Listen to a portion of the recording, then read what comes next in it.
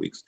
Hey everyone, how's it going? Thank you for waiting. Is I the real Randy Chavez coming in with podcast number 298 with Sandy Carter on AI, investing, blockchain, and more.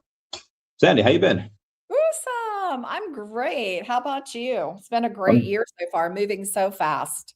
Yes, it's been absolutely incredible. I have just kind of been in my little bunker here. I've just been head down working, but the outside world you have been in very recently. You just came in from ETH Denver, correct?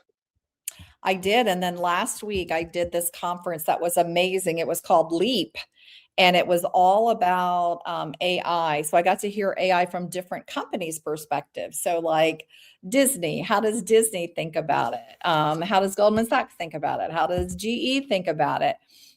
It was really awesome. So that was last week in Silicon Valley. I had a great, great, great time. Oh, that was last week also. Yeah, Thursday and Friday. Yeah. So Okay. East Denver was the week before, and then last week was this conference Leap. Okay, so I've because of VeVe, I follow Disney fairly closely because I Oh yeah. have a lot of their stuff. I have a ton of their NFTs, and I want to get more. And for me, the three, and I think Josh D'Amaro, who's the new CEO, he played this very, very well because there's three people that tend to really dislike or be anti-AI and they hate it. One is artists, usually generally younger artists. The older ones that have been around a while, they can kind of tell which way the wind is blowing. But the younger artists, like, hey, this is taking away jobs from artists. And I think their jobs will probably be replaced by artists that are using AI, not AI itself. Mm-hmm. Then you have the bleeding heart, like liberals are like, hey, this is not good for the environment. You're using a lot of water. And okay, fair point. It is. There's a lot of other things that use more. And then the third thing is people that live close to data centers that really don't care one way or the other about AI, but they're seeing the cost of electricity, the cost of their water bill increase. And Josh D'Amaro said, like, we should probably have AI, like our Imagineers use AI as a tool. And he didn't say he was getting rid of any, and he might in the future, but as of right now, he didn't say he was getting rid of any. Who was at this Silicon Valley conference? Did they echo Josh D'Amaro's stuff on AI? Like, what else did they talk about there? Yeah, I mean, I thought the interesting thing about what they talked about was how to get your vision into AI was really the The main prompt. story. And so it was really fascinating, Randy, because what we did was he had us draw Mickey Mouse from memory, right? You couldn't look at a picture, you couldn't look at your phone, couldn't look at anything, and you just drew Mickey Mouse. I'm not a great artist, so my Mickey Mouse was horrible. And then he taught us how to draw Mickey Mouse. He taught us the Disney way to draw Mickey Mouse. And, it was basically circles and ovals and all this kind of thing. And the interesting thing that he taught us was the way that when you imagine something, when you have a vision for something, get it on paper is hard, right? Just like your first Mickey Mouse, you were thinking about Mickey Mouse, you could see him, but when you put it on the paper, it looked horrible. It wasn't until you really broke it down and you had like a really almost like a formula to draw that it really, really worked. And so what he was talking about are those leaders who in the future are going to do really well are those who can envision and break it down like you need to for AI. Those who can envision but not communicate it aren't going to do well. Those who only rely on AI aren't going to do well. But it was really about how do you envision what you want to create? Is it something new? Is it a new business model? So it's really about the questions that you're asking yourself, right? So are you asking yourself, how do I automate this task? Or are you asking yourself, is this even the right task? Should it really be a different way of thinking? Should the vision change? And then how do you get the vision down on paper so that you can, put it into an algorithm? So it was really a fascinating way to think, different for me as a techie, thinking about it from a creative of how you might start thinking about things. And, it really is true, right? When you have a vision for your team, you can see it, you know what you want. And then when you try to put it on paper, people interpret it all different ways. And so, and just like with AI, right? You're thinking about AI, you want to use and leverage AI, where are those real points going to be that you're going to master? So today, for example, I did a post on your instinct, right? And he was asked, what about your instinct, your gut feel, right? Like Disney knew that Mickey Mouse, he pushed Mickey Mouse. Like no one said, oh, Mickey Mouse is going to be a hit. And so your gut feel is kind of like this compressed library of pattern recognition from your years of experience and knowing your audience intimately. And you still need to use that. You can't just default on that. So the winning formula is going to be using AI to pressure test your gut, your intuition, and using your intuition to pressure test some of the ideas from AI. So I really loved it because it wasn't really talking about the technology, which we spent a lot of time talking about. It was about your approach to the technology. How are you going to use it? How are you going to think about it? You're not going to give up your instinct. You're not going to give up your gut feel. You're going to do things in a different way. That is interesting. I guess it's like chemistry or cooking. It's like, okay, you have all these elements, and anyone that's new to chemistry, like, okay, what can I combine, like alchemy, to make one? But then you think, well, actually, someone that's worth their salt, well, if you put these two together and only these two and follow these processes, you make an entirely new element, you make an entirely new whatever, and then you have so much more other options. And I think that's what they're trying to get at, is going in and saying, like, it's not just kind of like Yoda, like unlearn what you have learned. And I oh, don't who's know that? if you guys can see that. That's Saul. That's the guy from Disney. And you can see that's my Mickey Mouse. After he taught us how to bring the vision down and put it on paper, my Mickey Mouse turned out really cool. So anyway, I thought it was really interesting to see how they're envisioning this, for the future. Yeah. And that your gut feel, like I rely a lot on my gut feel, Randy. I like data. I use data, but I'm not a data only girl. Like I liked my gut feel too. I think my gut feel has lots of really good knowledge and good experiences. So I really like the way it was portrayed for sure.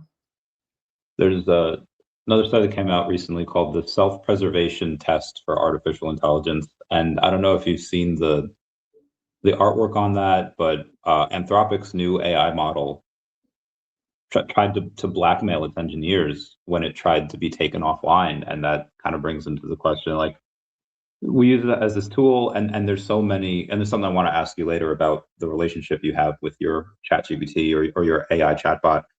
But for now, is it getting close to consciousness, sentience? Is it something we have to give rights to? Is this something like, is that one of the subjects that was brought up? No, we didn't talk about that at all. We were much more tactical in this program. Like, what do you do today? I mean, even today, like from yesterday to today. I mean, think what Claude announced and Anthropic announced in the last 2 weeks, right? They disrupted huge industries. So even just keeping up with where you are today, I think is really hard. I don't want to make a prediction on AGI or when AGI will happen. Yeah. I mean, I just love learning and exploring the tools that we have today and seeing what we can do, because you don't want to be left behind. And Randy, I have 2 daughters, and I used to read them when they were growing up, Alice in Wonderland. They used to love that book. And I still remember that one quote where it says, Alice says, I have to run twice as fast just to stay in place. And I almost feel like it's 10 times as fast just to stay in place right now. There's so much new learning and everything. I almost feel like if I skip a weekend and don't play with all the new stuff that's come out, I'll be behind, And Yeah. so I think that's where we are right now. Will AGI come? Yes. I don't know when, but I don't know if it's as important as what are you doing right now? Like, are you behind right now? Right. Someone this morning said, how do I stay ahead as a leader? Like if I look 5 years ahead, how do I stay ahead? And my one biggest point to them was start now, because if you wait 5 years to start, Yeah. you're going to be behind, right? You're going to be sidelined. You're not going to, if you ignored AI or you outsource your judgment completely to AI, you'll be sidelined as the leader. The difference in success and failure will be Leaders who are going to continuously learn, are going to experiment, they're going to evolve their relationship to AI, with AI, and they'll stay years and years ahead. Agreed. It seems to me, and obviously fundraising and VCs go in cycles, but to raise money for companies now, if you're not working with AI, VCs don't want you. Like they're like, no, they're going to pass. But if you are working with AI, especially if you have an AI type of business, VCs will, and same thing I saw with NFTs. It's like, oh, you're an NFT company, here's $1 million. If you're an AI company or someone's working closely with that, it's one of the most easily fundable projects that's out there right now. So You may not anyone, even need the funding, right? I mean, this is another thing that VCs are finding is that you can almost kick up a global company over a weekend. I had a girlfriend who figured out how to do something she thought was really cool. So she's just tossing her things out there like, here, try this.ai, try this.ai.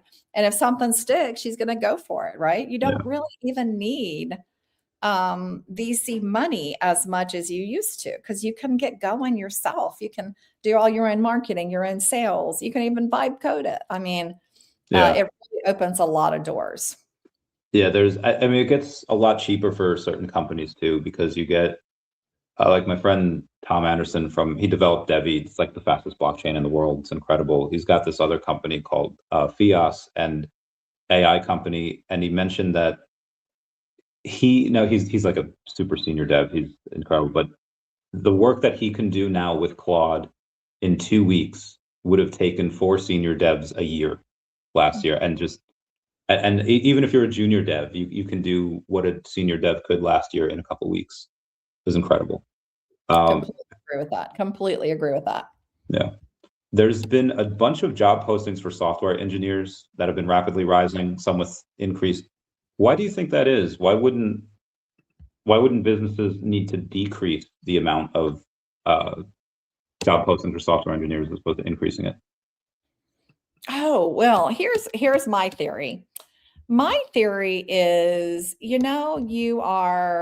an engineer, and now you can do like all of these fabulous things. And so your mind is going crazy, right? You're developing features faster than you ever had before. But somebody's got to maintain it. Somebody's got to support it. And those are also dev roles. And now that you're going through these features so fast, you're thinking of so many new features. And so you need new people to help you get those done, because the code doesn't just code itself, right? You've got to have someone to tell it what to do. You've got to watch after it. It still has errors, like this weekend I was coding something. I kept getting error. So it took me a while to figure it out. Like, you still need a human in the loop for sure. And so I think the numbers will keep going up. Actually, I think the future looks really bright for developers. Yeah, I think so too. A lot of people were worried that if a business owner, has, let's say, 3 developers making, let's just say, 100K a year, and now, one person can do the work of 3, why wouldn't they? But I feel like what people are finding is like, so I can keep the same amount of developers but get triple the work done. And then they not only keep them, but they step on the gas and they hire more, because now 100K person a year doesn't just not only justify their salary, but create a bit more on top of that. 100K person a year, now the value is like 450K a year, and that value is what people go for. And you keep getting new ideas, right? I mean, I know I do. Like, I keep thinking of, oh, I can do this now. Oh, I can do this now. I can do this now. So I think that, the numbers keep going up. It's just like the other skill set that's rising. I don't know if you noticed this or not, but on LinkedIn from 2024 to 2025, storytellers went up. Number of job postings looking for storytellers went up 5x. Why is that? I mean, you can write and communicate all day long in AI, but the story, there's something special about a story. It's like a human connection, right? And so people are hiring humans to come up with a story, and then they can propagate it with AI. I think those numbers will continue to go up too. I didn't even know that was a thing. Yeah, and storytellers. Oh yeah, yeah. And I'm a writer. Like that. Maybe I could pick up some part-time work doing that. That'd be fun. Yeah, brand yourself a storyteller. You got to be a story. I mean, what they're looking for is, what is the story here? Not just give me the facts and the figures, because AI can do all that, but tell me the story, right? My favorite quote is, if you tell me the facts, I'll believe. But if you tell me a story, it will live in my heart forever. And so that's what you're looking for. It's an old Indian proverb, Native American Indian proverb. Yeah. Oh, that's a really good one. I might put that in one of my stories. Quick plug. Everyone buy daCat on VeVe when it comes out in a few months. That's can't wait for that. So talking about Lasha, what's been the most valuable thing that you've learned either at ETH Denver or at this Silicon Valley type event this last weekend?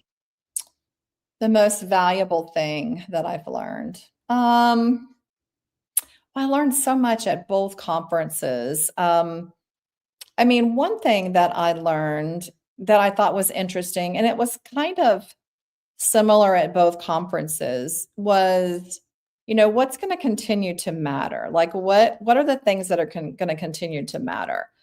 And I think, I kind of summarized it as 3 Gs. And again, just picking up stuff from all different sides were, you need a growth mindset so that you're always thinking about what's going to cause the next round of growth. What's the next round of growth? You need grit. I was talking to someone about, like, I won't give up. Like, if I'm looking for something with AI, I'll just keep pounding until I make it happen, right? Some people will just say, hey, write me this email, and they'll just go with the first email. But I look at it, I'm like, I don't like this. I want to do this. I want to change this. I'm going to write this piece. And so I think it takes grit. And then I think it takes grace. And grace is about that EQ, having the ethics. I think it takes all 3 of those. And I think I heard stories about all 3 of those at ETH Denver and at Leap. Stories where people were very successful because of those 3 things, right? That make us human, that are different than a machine, that are different than AI. The other thing I love OpenClaw, but it's not safe. It's not secure. So I've been running it on a separate little mini Mac. But I also saw the announcement last week with Near where they did IronClaw. And now you can kick up IronClaw. They've taken IronClaw and they've placed it on their blockchain. And it's all secure and safe. So you could actually give it passwords and they're all protected. And there's not skill sets in there that have malicious code in it. And kick it up and get started. So that's another interesting thing that I learned. I learned so many things. Oh my gosh. I have if you should see my notes, I have probably 30 notes from the last 2 weeks of all the things that I learned. Oh, I should have went. I've been so busy. I haven't. What's the next conference that you think would have a lot of value? What's the next thing Sandy Carter will be at? The next thing I'm going to be at is South by Southwest. I love South by Southwest because, well, first of all, it's in Austin. How can you not love Austin?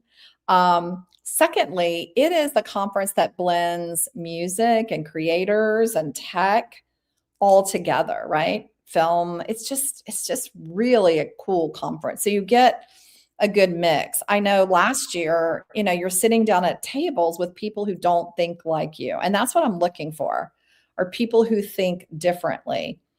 To challenge my beliefs, to challenge my assumptions. I'm going to be doing a keynote there on 7 things you must know to have successful ROI with AI.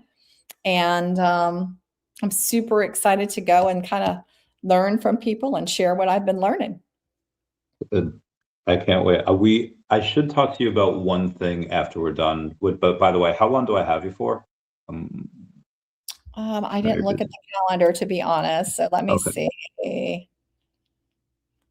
Because I know you're busy, and I think this might have been a short one, which is fine. I'm not. Yeah, I think it was 30 minutes. So how much longer do you need? Not long, just a few minutes. But I do want to talk to you about something a bit off camera or off air. It'll still be on camera. Okay. But I guess now everybody's like, what is it? What is it? Well, while we finish this this quick one, this last thing, who do you think wins? Who do you think wins this race? Is it Google? Is it Microsoft? Is it a foreign company like DeepSeek? I mean, I think the winners are us because we get to use all these tools. True. I mean, I have my favorite tool. My favorite tool happens to be Claude. I do Claude. I love Claude for its deep research. It doesn't hallucinate as much. Super powerful for coding, analytics. I love it, but I still do. I want to say most of my images I do with Google with Nano Banana. Like you can't beat that thing, you know. That's like really cool. So those would be my two tools of choice. I don't know if I would bet on who would win. Maybe before this whole thing with the government, I would have probably put money on Anthropic, but I think it's pretty interesting, you know, all of it is, right? Yeah. Okay. Good stuff. I appreciate that. Again, we'll talk off camera for a minute, but thank you for stopping by. This was great. Time is so valuable. I appreciate it. And thanks for coming by.